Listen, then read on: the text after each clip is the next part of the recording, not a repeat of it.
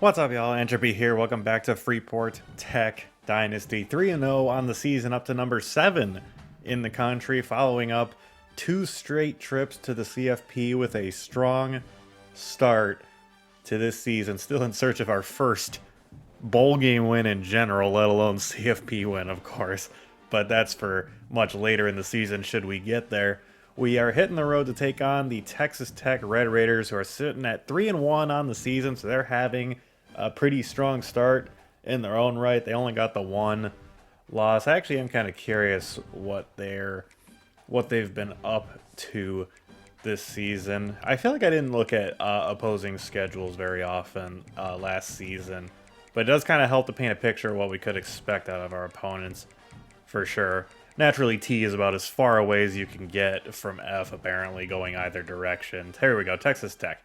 So they lost 64-62 week 0 to Mississippi State. What a thriller that is. Holy crap. That's nuts. I don't know if I've ever seen a score like that before. Then they played Iowa State, won 28-24. Then they beat an FCS school 49-0. Gosh dang. And then beat Missouri State 42-14. So, not the most imposing schedule that we've seen. But they're 3-1 regardless, so undoubtedly going to be a solid opponent for us. Now, we do have a lot of things to talk about on the recruiting trail. A lot of moving parts on this board of ours. So we'll start at, of course, the quarterback position. And as you can see, I am bowing out of the Imani Cashman race. We are in third place, comfortably behind USC and Colorado. He's from California. We don't have a pipeline there. Our grades for him are not good. We know pro potential is one of his grades. We have an F. We know playing time is another. We have a C. It's not looking good for him, and it sucks having to bow out of a race of a guy who looks as talented as he is, and a guy that we know has star development as well. So that hurts for sure to have to take him off the board. But it's not a race that I think is worthwhile staying in anymore. Part of it is Monty Marvin. We are doing pretty well for in his recruitment, still sitting number 1. We got Pitt, North Carolina, and Kentucky competing with us for him. He just reached his top 5. I do have a hard sell locked in for him. And he looks talented. He just lacks in the abilities department. His awareness is a lot lower, and we don't know what his dev trait is. Those are really the 3 big drawbacks on him versus Cashman. So he's our guy on the quarterback board now, and quarterbacks tend to go fast, it seems, in these recruiting classes. So should we end up missing out on Marvin, it might be tough to find a guy that's considerably talented still out there, but we'll cross that bridge if and when we get there. Still not going after any running backs, although I have bounced the idea around of trying to get in Hakeem Bandy's top group just because he's the number 1 running back in the class. He's an East-West playmaker. That's the type of guy I typically like to recruit because they're fast, and he looks very talented. However, I'm just looking at other positions and choosing to prioritize those instead. I bet Bandy's a really good player. However, I'm not even in his top group at all. So there's no guarantee, as NC State is about ready to lock him into his top 8. There's no guarantee we'd even get into this race if we tried at this point. So not going to anyone there. Finau, things are looking down. We have dropped all the way to 3rd for him, and Texas has him coming in for a visit next week. So I have a hard sell locked in. I don't know what his hard sell is for sure. It's one of 2. I locked in the one that has the better grades that we have, and if it's wrong, we're out on this race anyway. And even if we're right, we might be out of this race anyway. Texas might get a commitment next week. Although he isn't likely going to, it doesn't look like he's going to reach his top 3 before the visit, but that doesn't mean anything. He could have a great visit. Texas could beat someone by 50, and then, it'll be whatever, and he'll commit there. So we'll see. I'm very pessimistic about this, but I still have the hours into him because I'm at least going to try. Because if somehow we look ahead and it looks like we might be okay, I might try to get him in for a week 6 visit because we do have a game. And as you can see, Georgia Tech isn't getting him in until week 12, so we'd only have to worry about SMU or Oklahoma stealing that slot from us. But yeah, things are looking down for Finau. Junior Flemister. Colorado's getting into the race. Honestly, good. I don't really want him the more I think about it. I shouldn't have offered him a scholarship at all. 73 speed is just way too slow, man. I can't have a tight end that's that slow in my tight end room with how much we run up more of a spread out look. We have the Power Eye Hulk formation, obviously. We have some single back sets that we run out of as well. So, like, it's not, we don't run, like, shotgun 4 wide every single play, but that is a lot of what we do. So, yeah, I'm glad someone else is getting into this race because I don't really want Flemister. Dalton Abrams, Oklahoma passed us for him, so it's not looking great for him, or for Quincy Newton for that matter. It looks like Oklahoma's set to pass us this next week. Probably 2 guys I would like to get in for visits. The problem is I can't have them visit the same week because they're both tackles, so that's a little annoying. But we'll cross that bridge when we get there, probably in the next week or so. Kyle Hammer, I'm bowing out of this race because Ohio State is doing Ohio State things. Look at the amount of influence they got on him in just 1 week. I can't compete with that. There's not a chance of it. So I'm bowing out of this race. We're done. We're out on Kyle Hammer, which sucks because he's very talented and we need a guard in the class. However, I have pivoted. My new strategy is that John Moffitt, who is the athlete center that we've been going after, who is agile, he's the #1 center in the class. I think he would be a solid guard. Now, he isn't very big yet. He's not even 300 pounds. However, I would consider moving him to guard just because he's a little more agile, and I think he would be pretty well suited at that. And then the other center on the board, Enrique Vermiglio, who we have not had anyone else compete with us with, I finally put 25 hours into him because we have a chance to potentially build a lead, and I'll move one of these guys to guard most likely if I feel the need to do that. Or maybe I'll find another guard and once I get some hours freed up who I like even better. Who knows? But for now, that's like in my immediate plan is I'm just going to go after both of these guys, and if it comes down to it, I'll move one of them to guard, basically. So that's that. Mizzou putting some heat on us for Moffitt. I do have his hard sell locked in finally, so hopefully, I believe that one I do know for sure, so hopefully that can help us build out a lead. Obviously, Mizzou's got the pipeline advantage over us, though, so that's a little annoying. Edge. Taylor Bauer, it's time to get desperate. We have him coming in for a week 5 visit. So in order for this to work out, Texas, who is the #1 school, doesn't have him coming in until week 13. So here's how this is going to have to go if we're going to have a chance for the 5-star #2 edge in the country.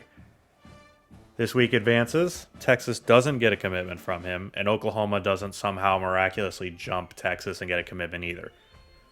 We will go into the bye week with, ideally, a deficit to make up over Texas, and we will have to try and pass them in 1 week if we want to have a chance at Bauer. So he'll be coming in for the bye week visit, week 5. So this will be included in the episode as well because we always sim ahead through until the next game. So he'll be coming in for the visit, and hopefully we will jump Texas, trigger a recruiting battle, and then win the drag race to the finish line to get Bauer's commitment. It's not likely, however. Taylor Bauer is extremely talented at 6'4", 272 with 89 strength.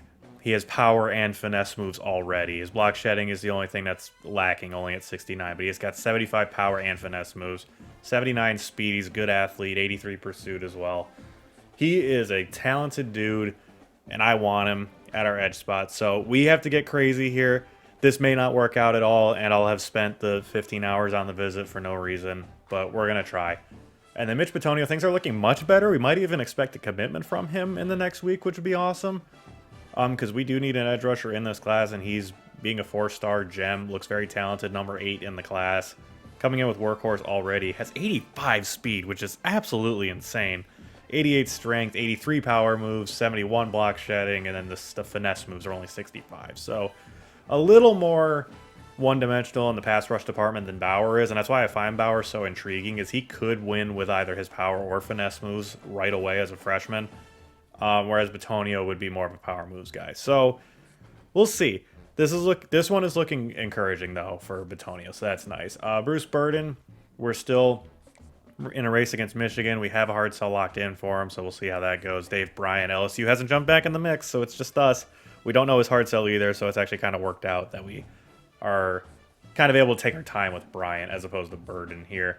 James Crozier, we're in his top 2, but I'm not really prioritizing him. Josh Blanco just reached his top 5. We do know his hard sell. That's locked in.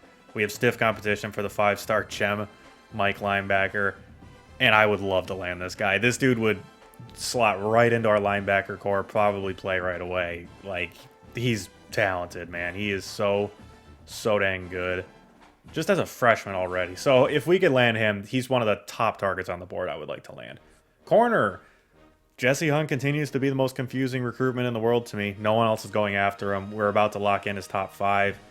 And we'll see, man. 6'1", 189, 94 speed, platinum jammer, bronze quick jump, silver legion, gold the natural, lots of abilities.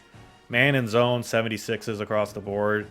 94 speed, 94 excel, 92 change of direction, 91 agility, great athletic traits, 84 press, 71 tackle. Like, this is the elite corner we've been trying to get. We've been trying to get a guy like Jesse Hunt ever since this series started, and we've lost out on all of them. This could finally be our chance, especially if no one else even tries for him.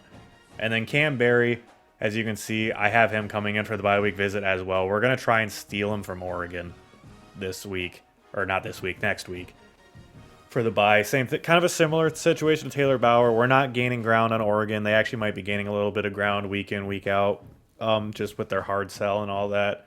So we have him coming in for the bye week, and we're going to try and get a big jump for him. So we'll see.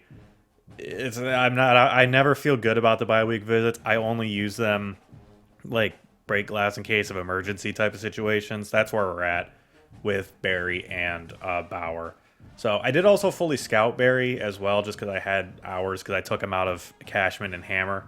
92 speed, 92 acceleration, 90 change of direction, 89 agility, 77 man, 67 zone, 76 press. So a worse prospect than Jesse Hunt, not quite that elite type. Also 5'11", 165. He's pretty small, might be better suited as a nickelback type. But we'll see if he were to actually get on campus. But we're behind the 8 ball a bit here, and we're going to need to hope the bye week visit can get it done for us. So that's where recruiting stands. Lots of things happening, lots of moving parts here in the still kind of the early stages of the season. This is only our 4th game of the year. So yeah, there's a lot going on this board right now, lots to navigate. We're going to rock the classic all whites this week for our first, not our first road game of the year, obviously. Played LSU on the road last week, but our first road game where we will wear the white jerseys. So we're going to rock the icy whites. Welcome to Lubbock, Texas, where the Red Raiders are touching the lucky saddle, I guess. And there is Mr. Red Raider himself charging out onto the field, leading the team. Pyrotechnics everywhere. What an environment we find ourselves in, as here come the visiting Freeport Tech Marlins, sitting at undefeated on the year, looking to keep that going, but Texas Tech surely has the upset on the mind, as they are having a nice start to the year themselves. It's a beautiful, partly cloudy day, 86 degrees, 5-mile-an-hour winds, and we're receiving the ball to start this game, so it'll be up to the offense to get a good momentum swing early on.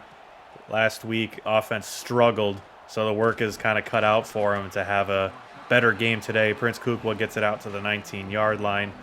And here comes the offense. Coach Ropey talking the boys up. Ofisa Vea and Charlie Ring, the 2 names to know. Charlie Ring, that is a name I recognize from last season. I think he had at least 1, maybe 2 touchdowns against us. So definitely a guy we're going to have to keep an eye on. Stadium's shaking. Trevor Stumpf will get the handoff to start, and he knifes his way ahead for 7. Kukwa comes in motion. Bo Jackson gets the handoff and cuts back and gets the first down. Play action. AJ Maddox drops back, who struggled in our last game against LSU. I saw an open receiver, but it was not a makeable throw. We just had to throw that away. Hand off to Bo Jackson. Fighting, still gonna get close. It'll be 3rd and 2. Nice run. Underneath, Ofisa Vea makes the catch, and he's got a lot of running room. Tries to juke back inside, but is brought down at the 42-yard line. A.J. Maddox with a nice strike there on 3rd down. Obviously, as I said, A.J. Maddox in particular had a rough game against LSU, so hopefully he can kind of dial it back in a bit. Stumpf trying to find a hole, couldn't get anywhere. Injury to one of Texas Tech's linemen, it looks like. Play action to Stumpf. I wanted Glass deep down the left sideline. Can we get that to Bowling? Instead, he's wide open right near the goal line. He makes the catch, and he reaches forward. Touchdown! Marlins! How about the effort from the no bowling to reach forward and get the touchdown? I figured we were going to have to punch it in from the 1, but what an effort. Oh my gosh, can we get a replay of that, please? A nice throw. It was a little late getting there. Probably should have thrown it sooner, but look at the reach from bowling. We are not going to get a good angle for it, unfortunately, but my gosh. Oh, there we go, right there. Bang. There we go. Finally got it. Was on a small screen, but we did get that replay. Oh no. It's a review by Texas Tech. Are they going to mark us short? Oh, this would hurt so bad because that was such an effort. Oh, he does look short. Oh, come on, man. That's going to hurt my heart if they take this off the board. And I don't hear anything but a whistle. Oh, they did take it off the board. They marked him short. No, come on, man. Bo Jackson gets the handoff, and Bo Jackson punches it in from the 1-yard line. One play later, we score again anyway, and it's the transfer running back getting it done for us. And that is going to now give us the lead right back again after it was taken away from us by the review. Terrell knocks through the extra point. That makes it a 7-0 ball game. Great start for the offense after the struggle that was last week. Texas Tech looking to answer, and it's a quick throw to the running back out of the backfield. A couple Marlins combine on the tackle to bring up 2nd and 5. Quick throw on the RPO to the left side. It's caught. Sebastian Thompson comes flying in to make the tackle, but it is a first down. Straight handoff this time. Paul Freeney comes flying down and makes a tackle combined with Ray Pepper. Oh my gosh, wide open over the middle. Taj Carrion, what the crap are you doing, dude? Just gave that up in coverage, and it's a huge play for Texas Tech. Handoff, and Vince Kellogg all over it, dropping the running back for a loss of 1. Quarterback throws it to the left side. Wow, what a throw that was to fit that in. Kwamari Shamel was right there in coverage, and it didn't even matter. Oh my gosh, Jordan Crawford shed the block immediately and drops him for a loss of 2. Play action this time. Thrown over the middle. It's caught. And a tackle made by Sebastian Thompson saves the touchdown. Paul Freeney back there as well, but it's 1st and goal from the 2. I cannot believe they didn't run it. They run a screen to the left side, and it's a touchdown. Texas Tech answers right back with a touchdown of their own. Bean, the running back, getting it done on the screen pass. And, yeah, not great from the defense for sure. Would have much preferred a stop, obviously. They're always frustrating to give up an opening drive touchdown. But our defense overall has been pretty good this year, so hopefully they can kind of find their footing. But didn't get off to a good start. Bo Jackson gets the handoff, and Bo Jackson not going to get anywhere. That dude read that play from the beginning, and we lose 6. Read option keeper for Maddox, trying to find some room to the outside. Gets 5 of it back. It'll be 3rd and 11.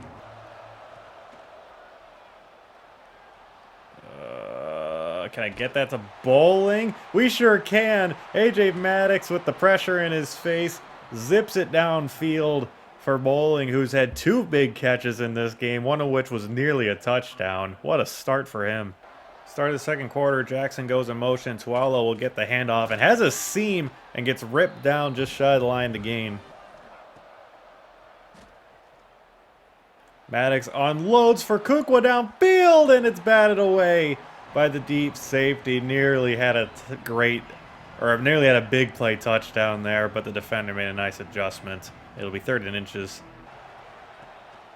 Hand out to Jackson. He's going to get it. 1st down, Marlins. Hand off to Stumpf on the RPO. And look at the power from the running back. Not a very big guy, but showed some fight there.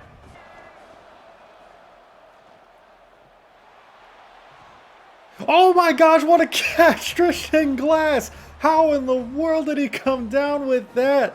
I just kind of threw that one up off the play action. I'm like, yeah, this might just kind of be a throwaway. But Tristan Glass snags it despite the defender in the area and somehow got a foot down in bounds. May have gotten 2 down in bounds. We'll see if this one gets reviewed as well. Oh no, they are reviewing it, and those feet look out of bounds to me. Oh, I think he was out of bounds. I think this is good. This one's gonna cut. If we get two incredible touchdowns overturned in this game in this first half, I'm gonna be pretty upset because those were. Oh, what an effort by Glass. I don't. Those feet look like they came down out of bounds though. Oh, they did. They took it away. Oh my gosh, we just can't have it today. RPO throw over to Vea. Puts a move on the defender, and he's going to go. Touchdown. Marlins, Ofisa Vea, man, he is so evasive in space when you get him the ball. And that is a nice response. One play after they took the touchdown off the board, we score a touchdown anyway. The exact same thing as the first drive, really. But look at the move. That dude didn't have a chance of bringing him down. And the star sophomore receiver takes it home. And Terrell does knock the extra point through, which gives us a 7-point lead. Handoff on 1st and 10, and the running back struggling to find space, kind of rolls over top of some bodies for 2 yards. Underneath, caught Jaden Lewis in coverage, brings him down, and Javier Cherry comes up injured on the play as Texas Tech gets a first down on that play. Hopefully not serious. He's been a huge player for us, both literally and figuratively. He is a massive human being. Handoff to Bean. And Jaden Lewis does a good job making the tackle. Another injury, this time to Texas Tech's O-line. A lot of injuries all of a sudden. They're starting to pile up. Handoff, and a lot of running room for the running back. Spins, and John Merrill brings him down, but not before he gets to the 47-yard line. Oh, gosh dang it. Carry-on was there, and a nice juke by the receiver to Shake Thompson, and before he's forced out of bounds. But Taj Carry-on was right in that throwing lane, and the quarterback dropped it right over him. Quick throw over to the right. Jaden Lewis misses the tackle. The receiver slips him. Pepper and Freeney save the touchdown, but they're down to the 7. It'll be 1st and goal. Quarterback rips it to the right side. It's caught. Touchdown. Red Raiders, they respond once again to our touchdown. This offense of theirs is proving to be quite potent defensively. We are struggling right now as Leighton Stone gets into the end zone for a touchdown. A couple defenders in the area, but no one could make a play on the ball. And they do, in fact, tie it back up at 14 with just under 4 minutes to go in the half. Prince Kukwa on the return. Has a seam to run through. Prince Kukwa got some running room. Is he going to go all the way? Touchdown! Marlins. Prince Kukwa houses it on the kick return. Not exactly like a blazer, but has plenty of speed. Found a hole and made his way to the end zone. What a response from the special teams. And Terrell knocks it back through again to make it a 21-14 ball game. We'll see if Texas Tech is able to once again answer. Short throw, it's caught. Carry-on makes the tackle. Gain of 6. Oh, RPO slant. Jaden Lewis makes the tackle, but it's a first down. Oh my gosh, and it looked like it was like an RPO, but he ripped it down the sideline. Quick throw to the side. Didn't get much, only got 1 yard before stepping out of bounds. Little dump off to the running back. Carry-on makes the tackle. Gain of 6, and that's going to bring us to the 2-minute timeout. Texas Tech trying to once again answer, and they've got a huge third down coming up if they're going to do that. Oh, it's a straight handoff, and Dwayne Chin flies in and makes the tackle. It'll be 4th and 2 from the 44, and they're going to go for it. Quick throw, knocked away by Taj Carry-on, incomplete. What a play by the linebacker. And now it's our ball, and we have a chance to extend our lead before half. They'll start with the ball in the second half, so I would really like to score. Jackson in motion. Gonna try and get that to bowling, and it's knocked out. Big hit by the defender. Hand off to Bo Jackson. Cuts ahead, fighting on ahead. Gets about 5. Gonna have to play kind of a balancing act here of not wanting to waste time and not wanting to give them time if we don't get this. Going across. Prince Kukla makes the catch. Prince Kukla trying to juke ahead is brought down to the 35-yard line. We're going to run no huddle. Oh, Maddox Hizzy. Are you serious? That was intercepted? How? How the crap did he intercept that? That was batted down at the line of scrimmage. You mean to tell me this dude managed to dive and pick that off? I guarantee you he had no idea where the ball even was. Look at this. Throw. It happened way too fast. I'm going to have to pull up the replay to see this crap happen. Okay, so this is him, number 91. So he's fighting off a block. Maddox throws it. And then it hits number 97 in like the shoulder pad. 91 is still rushing the passer. At this point, the ball is assumed to have been gone. The ball careens off. He looks and sees it. Dive. You gotta be kidding me, man. I mean, an incredible play made by the defensive lineman here. But you gotta be kidding me with that. That is one of the most absurd things I've ever seen. Look at his teammate 97 knew it immediately too. The second he makes the catch, he's jumping in the air like yippee. But oh my gosh. I'm in shock. I cannot believe that just happened. Now they've got the ball at what? It's their like 48-yard line they've got it at now. I mean, shoot, they're very close to field goal range already. Quick throw. My gosh, how in the world did that get completed? Texas Tech uses a timeout. Underneath, caught. Jaden Lewis makes the tackle. Texas Tech now with only one timeout. They did choose to use one after that play. It's a quick throw to the tight end, and he slips the tackle from carry-on and gets out of bounds. Dang it. RPO all the way to the left side. Tried to jump it. I don't know who that was. I think it was Shemwell, but he just missed it. And Texas Tech now using timeouts. They're starting to kind of burn time as they now only have 17 seconds left at that snap. And they complete it, and they have to use a timeout. They don't really have a choice. 14 seconds left now. Under duress. He's going to go down. He's sacked. 4th and 9. 10 seconds left. Viliami Queen gets home. They're going to try and run the field goal unit on, but I don't think they're going to have the time. They are not. Texas Tech will come up empty.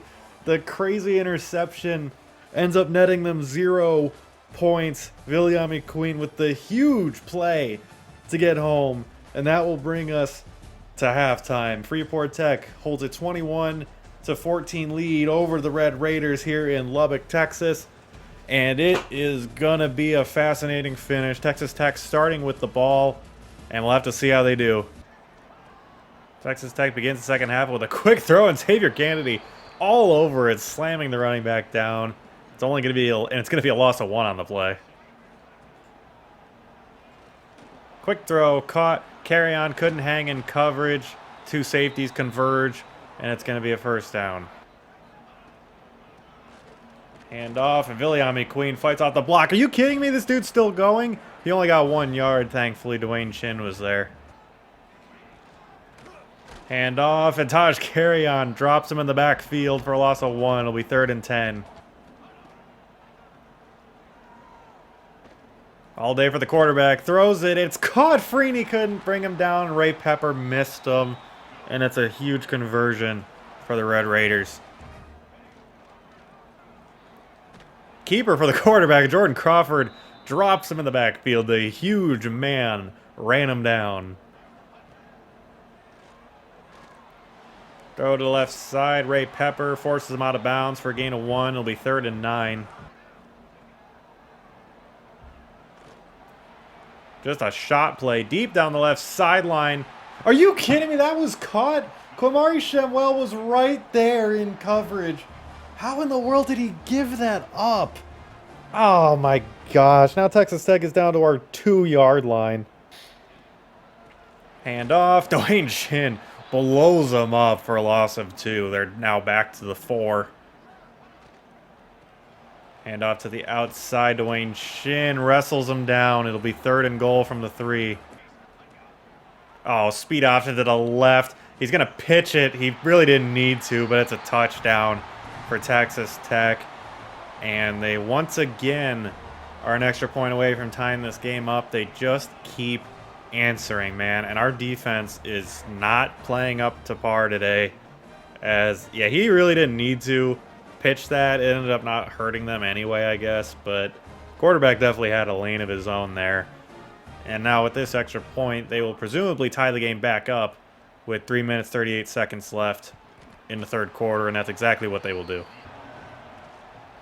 Siaki Tualo gets a carry. Tualo with running room, tried to get to the edge, ends up getting 8. Probably should have put my head down and gotten what we could. Stumpf gets the carry. Stumpf gets the edge. Trevor Stumpf down the left sideline, cuts back inside, down to the 49-yard line. Play action. Gonna try a deep shot to Kukwa. And it's batted down by the corner. Speed option of our own here. It'll be a pitch to Bo Jackson. And he has the speed, gets the edge. Bo Jackson fighting ahead to the 35-yard line of the Red Raiders. Play action. Maddox running for his life. Tried to throw it away, and he loses 17 yards on the play. That was like a Shedeur Sanders play. Just run backwards and take a massive sack. That was not what we needed. Why did I do that? Setting up a screen to Stumpf, and it careens off his helmet. What the crap happened there? I have no idea. 3rd and 27. Oh my gosh, Kevin Wilkes is in the game. Did Maddox get hurt on that play? He must. I saw a timeout flash up at the bottom of the screen. Oh no, AJ Maddox must have gotten hurt. Hopefully not serious, so we don't have a choice here. We just got to chuck up a prayer. We're going to try one to Tristan Glass. He might have a step on the defender. Oh, it's intercepted. Oh my gosh, I thought he had that, and the ball was just a little bit underthrown and brought the defender back into the play. Kevin Wilkes comes in. It was nothing but a prayer to begin with that we'd convert that, but I thought there was a chance we were going to score that, and instead it's a turnover.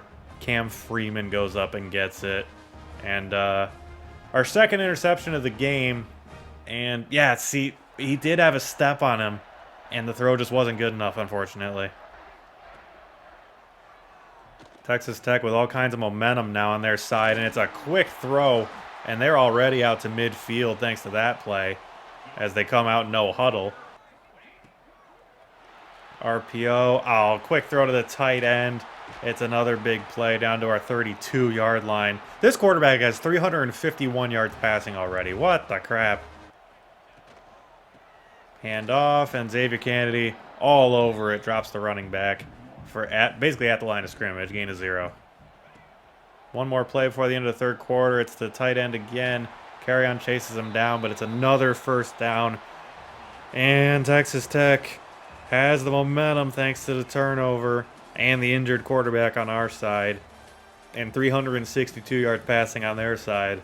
They've got it down well into our territory, and they're looking to take the lead for, I believe, the first time today.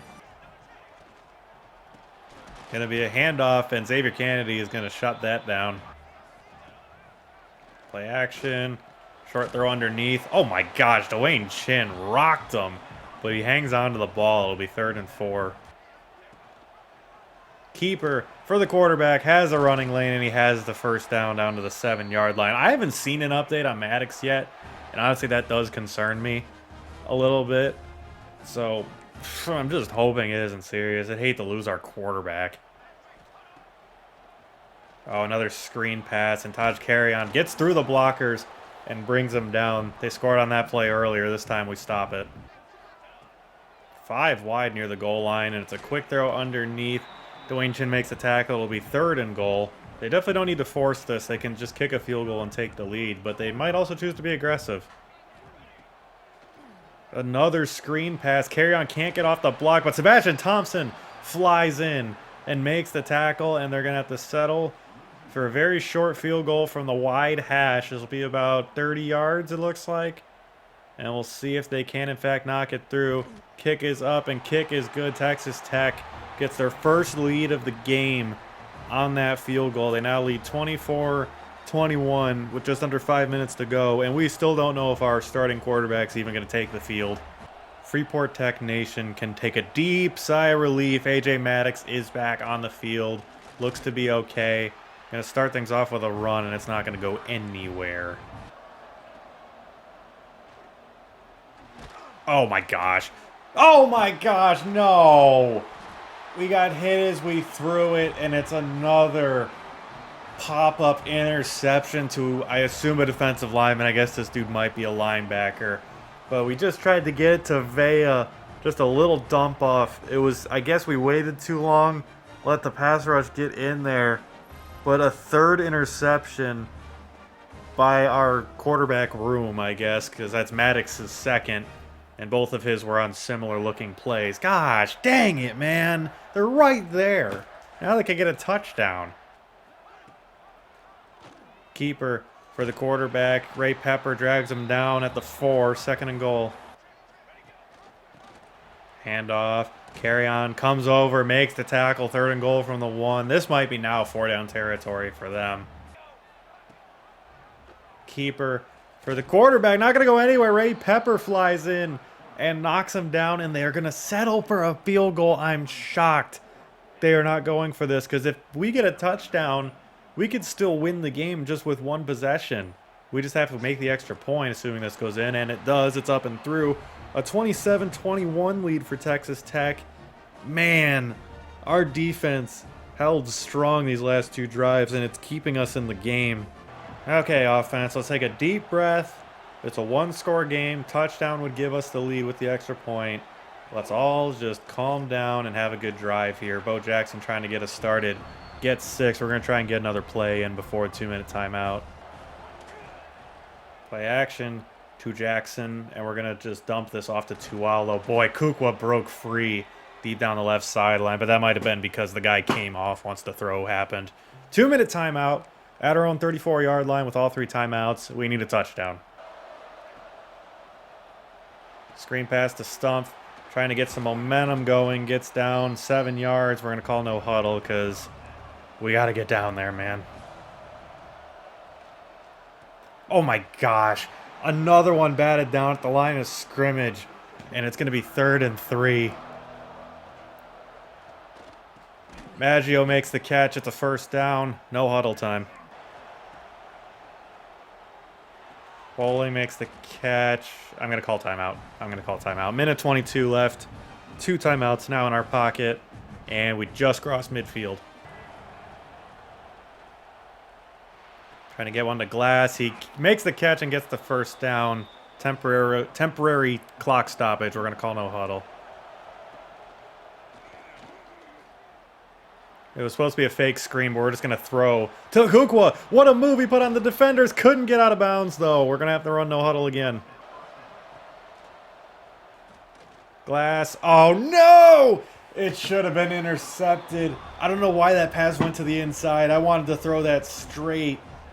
Oh, maybe I should have tried angling it to the outside so that wouldn't happen, but that should have been the game-sealing interception. Oh, my gosh. Gonna have to throw that one away. Pass rush got in. No one got open. 3rd and 10. Bo Jackson on the angle route makes the catch to the 1st down, and we have 2 injuries on the same play. Dante Corn, the left guard, and Donnell Bowling, the tight end. Both come up injured, but what a huge play to get a 1st down. With 39 seconds left, we're down to their 13. Gonna try a run play, see if we can catch them off guard. We did not. We're gonna have to call timeout. Dang it, we lost like 3 on that play. Anthony Blizzard will come in at left guard for Corn, and obviously we expect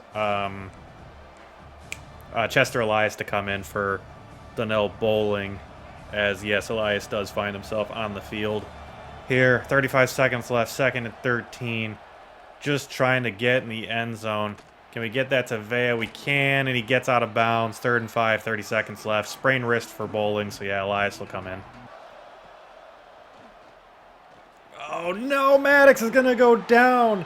4th and 15, we're just going to call timeout. Give the guys a breather. Gosh dang it.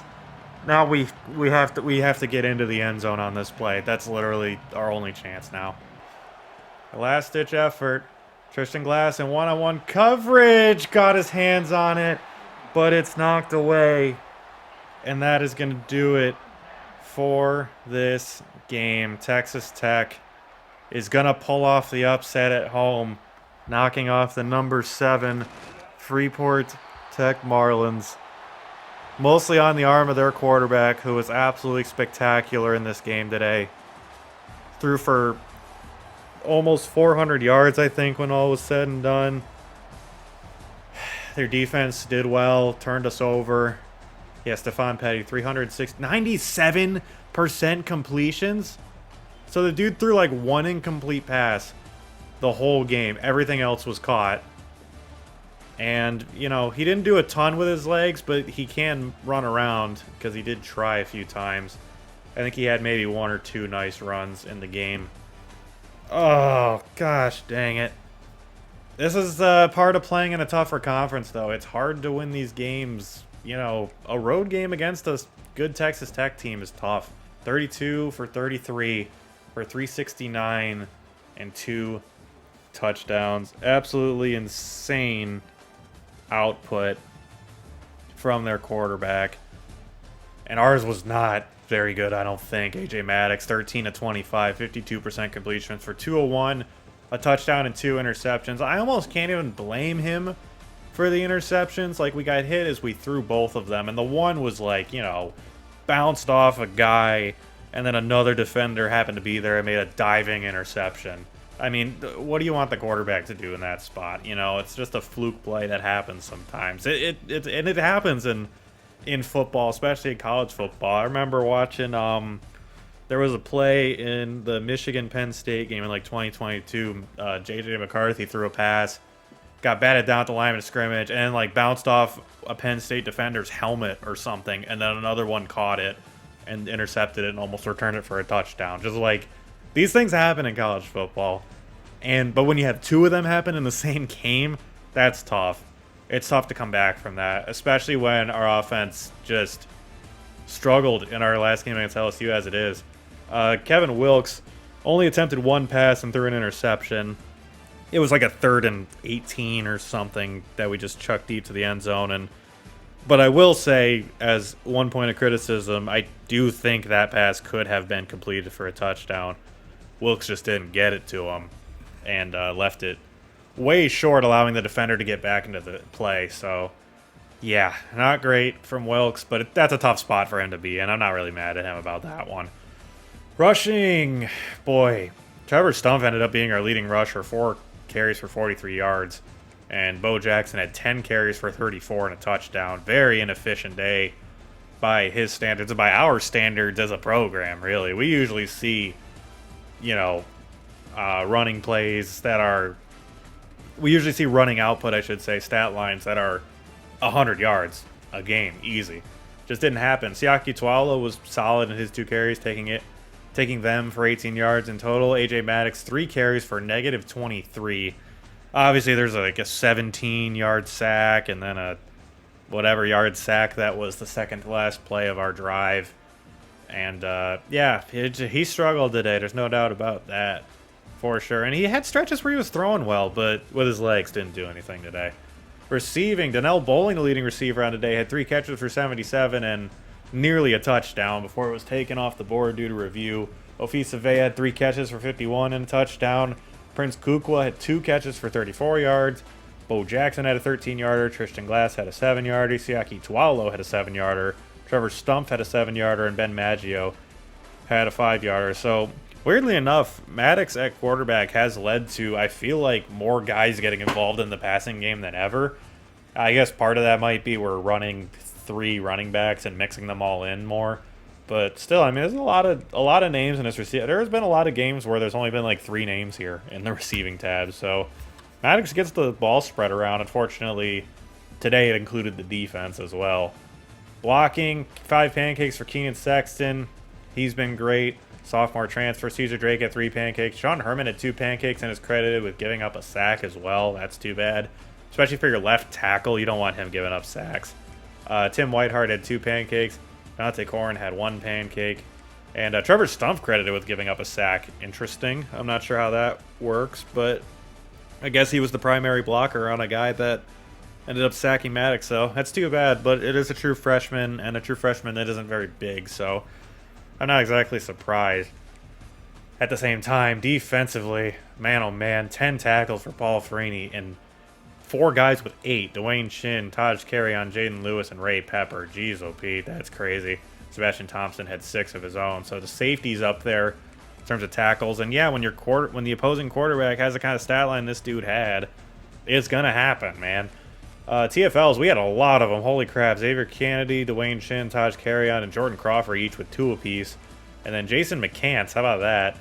Viliami Queen, Vince Kellogg, Ray Pepper, and Sebastian Thompson each with 1. Only 1 sack on the day, but it was a huge play by Viliami Queen to get a sack right at the end of the first half and keep Texas Tech off the board, giving us a 7-point lead going into halftime. That was massive at the time. A huge play from a huge player, and unfortunately that is the only sack we had on the day. Didn't turn them over at all either. I don't think we had any forced fumbles, no fumble recoveries, and no pass deflections either. Just it reminded me of those games we've had against Arizona State with Venzel Eagles, where he just is on fire. I mean, what's this dude's overall, this quarterback? Go back up to passing. He is a 90 overall junior pocket passer who, interestingly, he's a pocket passer because he definitely can run. Yeah, 83 speed, not super slow at least.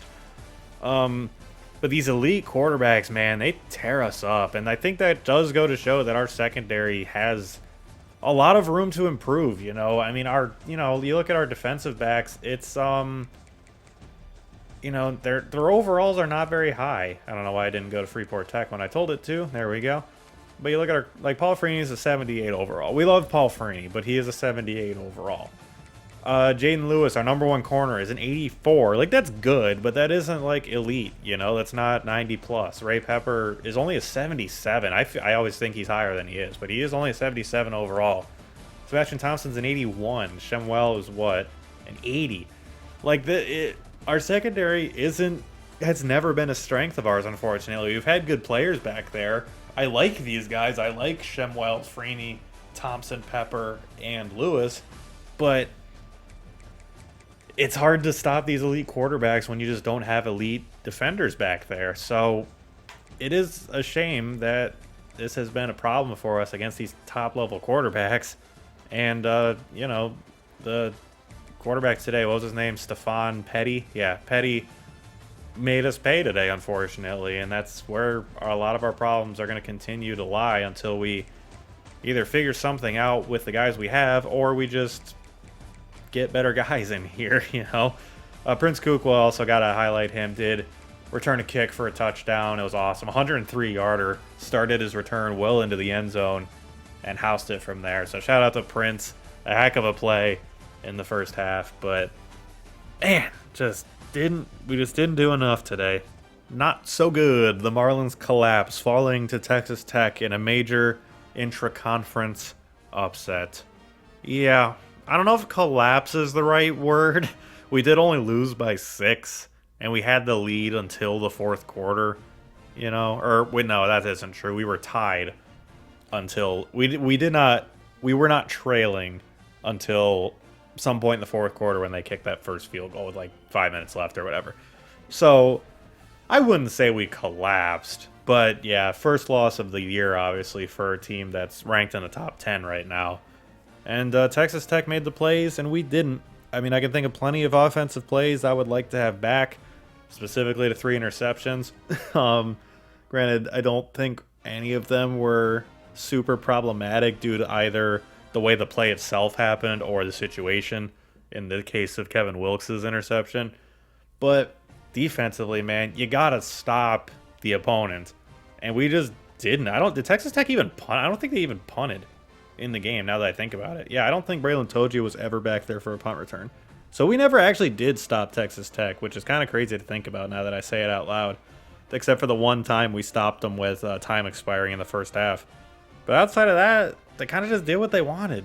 And we can't have that if we're going to try and do any sort of damage in the Big 12 or the college football playoff. So, yeah, it's tough. We're going to have to regroup for sure. Fortunately, we get a bye week to hopefully kind of get healthy. We had a lot of injuries come up this game. And we'll sim on ahead and see. Was that the Heisman watch that I see there? Oh, my gosh. Well, would you look at that top three? Elijah Olkey, a name you guys might know. I did try and recruit him out of the transfer portal, 2 off seasons ago now, I think. Yeah, we tried to get him out of the portal. He didn't want to come here, chose Mississippi State, leading the Heisman race. And if you look at number 2, it's none other than frickin' Levi Colon, who we were trying to get out of the transfer portal this past off season, was the number 1 player in the portal, had us as a top school. I don't remember if it was the number 1 school or at least a top school, and ended up spurning us for Georgia Tech right before we had him in for a visit. And number 3 is Stephon Petty, who just diced us up for 300-something-odd yards, nearly 400 yards in the game. And Ethan Grunkenmeyer in 4th, I believe a Penn State guy in real life. And then, or at least he was. I think he was the guy that came in when Drew Aller went down with the injury. He may or may not have transferred. I don't know. And then Ezekiel Ekuban out of Utah State in 5th. That's kind of fun. Nice to see a group of 5 representation in the Heisman race. But yeah, that top 3 is particularly annoying to me. Olkey, Cologne, and Petty right now. So that's just fantastic. We'll sim on ahead to next week, and obviously we'll sim through the bye week as well. We'll probably have some decisions to make with some hours in the bye week, so we'll see what we think is the best way to approach this kind of fluid situation on the recruiting trail we have. Oh boy, commitment, and it is Mitch Bitonio, the 4-star, I believe, gem edge rusher from Austin, Texas. He's coming to Freeport Tech, our first commitment of the season, and it's pretty early in the season. It's only week 5. We already have a dude committed. That's not something that has happened very often. I think just a season or 2 ago, it took us until like week 8, 9, maybe 10 to get our first commit. So super cool that Bitonio has decided to call Freeport Tech home for the upcoming season. And it looks like we do have a handful of other updates here as we let's see if we can get through all this real quickly. So, some guys threatening to transfer: Adrian Corcoran, Stephen Merrick, 2 Mike linebackers, and Ty Smoot, a true freshman corner, because of playing style. Smoot, I gotta imagine, was on the sideline for that performance we just had, giving up 380 yards through the air or whatever. Can't be feeling good about that. But if I were Ty Smoot, I would be saying to myself, I can fix this if I had any confidence in my skill as a cornerback. So I think Ty Smoot should consider sticking around and trying to help us. Jaden Funchess threatening to transfer because of pro potential. Interesting. Ben McClure and Ian Hugo, once again, looking like they want to transfer because of playing time. Terrence Reinbold because of brand exposure. That's still weird to me that he's a punter threatening to transfer due to brand exposure. He hasn't actually tried to transfer on us yet, but his name always comes up on this screen for some reason. Looking at recruiting, so Mitch Bitonio commits. Taylor Bauer set to visit this week. We jump up to number 2. Somehow we jumped Oklahoma, but look at the influence Texas is getting. I don't know if I like our odds anymore, but I never liked our odds to begin with, so, Cam Berry set to visit this week. We actually jumped Oregon. Ooh, interesting. That was something I didn't see coming. Maybe we didn't have his hard sell locked in until just this past week. Very, very interesting. So, if somehow this bye week visit goes well enough, maybe we can swipe him before Oregon has a chance to get him on campus. And maybe we can pull off a miracle in a Taylor Bauer recruitment. I don't know. Jesse Hunt reached his top 5, and we are still the only school that has offered him a scholarship. I don't know what's going on with this one, but I'm not about to complain about it because we need elite corners, as we just saw from this last game, badly. Hakeem Bandy finally locked us out, not surprising. Enrique Vermiglio has reached his top 8. And we are still the only school that has offered him a scholarship, so that's 6. So we'll have a chance to kind of create a gap, hopefully. And James Crozier also just reached his top 8. It's us and Georgia Tech who neither of us are really putting a lot of effort into recruiting him, it looks like, for now. Finally got the recruiting board set to a place where I'm good with it. So Monty Marvin, as you can see, things are going well. We have him coming in for a visit week 6. So that is next week. We have a home game against BYU, I believe. So that is going to be our visit week for Monty Marvin, and quite a few others as well. One of them being Finau O, who we did actually guess correctly on his ideal pitch. So that's cool. However, as you can see, Texas has him coming in for a visit this week, so there's probably a good chance that they just get a commitment from him and we're done here. But we have an off chance. Who knows? Maybe they'll lose. Maybe the visit just won't go as well as they need it to get a commitment. Who knows? We'll see.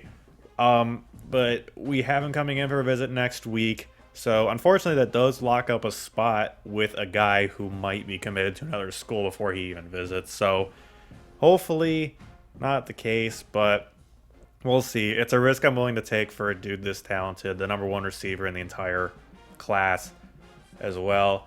Dalton Abrams will also be coming on the visit. As you can see, I'm between a rock and a hard place here, with Oklahoma leading, getting more influence than us, and Ohio State hot on our tails as well. So I think in order to get the #1 tackle in the class, #2 overall recruit in the country, we have to get him in next week as well. And hopefully we stay in this race. I don't see Texas overtaking us, barring something unforeseen. So hopefully we are in his top 3, which is definitely going to get triggered before next week. But you never know, I guess. Quincy Newton, we're still doing okay for. We have a lead over basically the same schools, Oklahoma, Ohio State, and Texas Tech is a different one, I guess. But the top 3 looks like it's going to be the same for both of these guys. This one we might have to play the longer game for. Didn't want to get him in the same week as Abrams because that would be a conflicting visit. So another option would be week 8, I guess. But by then he might be committed. So this is going to be a situation to monitor for sure. But as you can see, Oklahoma isn't getting him until week 11. And it's the same week they have Dalton Abrams set to come in. So weird decision by them, but whatever. And then John Moffitt will be our 4th visitor for the week, the center who we're going after. We're fighting Mizzou for. So we're going to get him in next week and see if we can't maybe lock him up. Now, the best thing about this is that all these dudes benefit from each other. So the 2 linemen get the complimentary visit boost from each other, and then Monty Marvin and Finau O get complimentary visits boosts for each other. So Monty Marvin is going to get a ton of boosts just for this visit. So we're going to need our game next week to be a good one. Hopefully off the bye week, and obviously having the tough loss kind of sitting and stewing in it, and having the players sit and stew in this tough loss, maybe they'll come out ready and we'll blow BYU out. That would be nice. But all these dudes are going to get the complimentary visit boosts from each other. It's the best way that we could try and get Finau O, was to have him visit with the quarterback. So I figured since the quarterback's visiting, why not have the O-lineman visit as well? So that is our visit list for next week, and then Enrique Vermiglio we're still doing well for. Defensive side of the ball, Taylor Bauer is set to visit this week. Oklahoma is getting a visit next week, but ideally with this visit, we'll lock them out by forcing the recruiting battle with Texas. As you can see, Texas almost got a commitment from him this week. So we're going to need this visit to be good enough that we can jump Texas to the point we can beat them to the finish line. I don't know what the likelihood of that is. I don't know how much of a boost I can really expect from a bye week visit, but this was our only chance to get Taylor Bauer, so this is how it had to happen. So we'll see. Bruce Burton, Michigan has him coming in for a visit next week, which is interesting, and Nebraska has also jumped in the race as well. As you can see, they're a distant 3rd behind Michigan. So we can't get him in for a visit till week 8 anyway, but definitely going to be something to potentially consider getting him in for that visit, especially should Michigan's visit go well next week. Dave Bryant, same story, different day. Same story, different day. Don't know what's going on here with LSU weirdly bowing out not long into the recruitment, but we're benefiting from it. We have his hard sell locked in, and I had to borrow the 10 hours to get a 5th visit set up, which is for Josh Blanco. I have him already set to come in week 8, the 5-star gem linebacker, number 5 player in the country. I had to get him on the schedule. As you can see, Texas A&M has him coming in for a week 9 visit. They are the second place team behind us. And then TCU, Baylor, and LSU close behind them as well. We couldn't fit him into week 6. We had too many guys, plus they were all offensive guys anyway, so Blanco will be coming in week 8. And if I don't know if linebackers get the complimentary visit boost from defensive linemen, but week 8 would probably be a good idea for Bruce Burden as well. So I won't have any hours freed up until next week, but probably would not be a bad idea to consider getting him in on that week 8 visit. Just make the week 8 visit a defense week for sure. And then cornerback, Jesse Hunt, same thing, man. We're leading for him. Maybe he just has his heart set on Freeport and he's not really interested in hearing from other schools. I don't know what's going on here. But we do have his heart still locked in. So we'll see how much influence we can get for him as this race just bafflingly continues to go our way. And then Cam Berry set to visit this week. As we saw, we jumped Oregon. They don't have him set to come on campus. UCLA has him coming in week 10, but that's pretty late in the cycle for the stage of his recruitment. So yeah, we'll see. We have 2 visitors coming in this week. Where'd my visit tab go? So we got the 2 visitors this week in Cam Berry and Taylor Bauer. And then next week we have a loaded slate of Finau O, who may or may not be committed to Texas next week. Dalton Abrams, the star tackle that we're trying to get. John Moffitt, the athletic center, who we might move to guard if the situation demands it.